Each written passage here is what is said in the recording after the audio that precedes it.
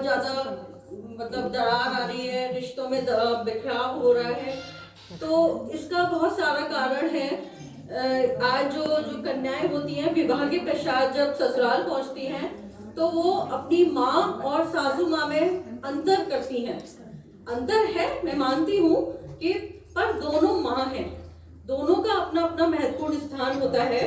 तो इसी अंतर भी है बट दोनों ही महत्वपूर्ण हैं।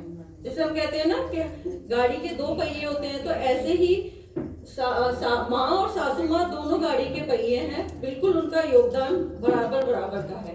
तो मैं इसको एक कविता के माध्यम से आपको बता रही हूँ और उसके बाद फिर हम लोग एक्ट करेंगे।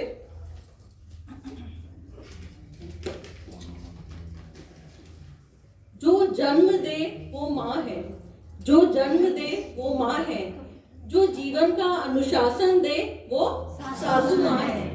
ठीक है, जिसके पास जिंदगी के 20-22 वर्ष गुजारे वो माँ है, और जिसके पास जीवन की अंतिम सांस तक रहना है वो सासू माँ है। सब आपको पता ही है, हम लोग नहीं है।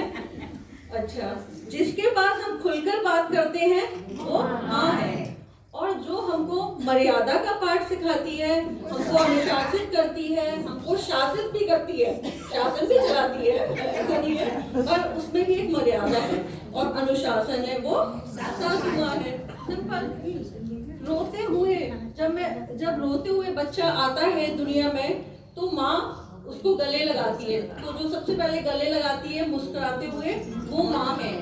और जब रोते हुए लड़की ससुराल जाती है तो जो उसको गले लगाता है वो सासू माँ है।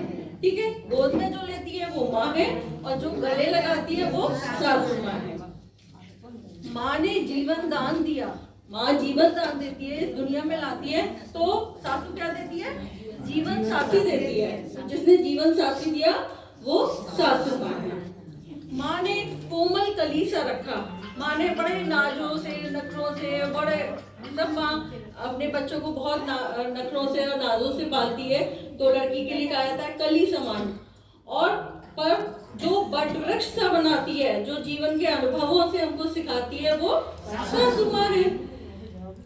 माँ ने सुख में जीना सिखाया। भाई माँ के राज में तो सब बेटियां सब बच्चे सुख से ही रहते हैं। कभी तो बहुत याद आती है ना मायके की, अरे हम तो मायके में ऐसे रहते थे ऐसे रहते थे। चलिए, और जो दुख में भी जीना सिखाए वो सासू माँ है। तो अब लास्ट में है कि अगर माँ ईश्वर समान है, अगर माँ ईश्वर समान है तो सासू माँ क्या होगी? गुरु समान है, क्योंकि गुरु ही ईश्वर के बारे में बताता है। तो देखा आपने, बिल्कुल बराबर बराबर का महत्वपूर्ण स्थान है दोनों का। तो इसलिए हमको आज दोनों को महत्व देना चाहिए। अगर हम इस बात को जान लें, आज कन्याएं हमारी इस बात को जान लें, तो परिवारों में बिखराव नहीं आएगा। तो चलो आज हम उस कहानी की बात करते हैं जो कहानी है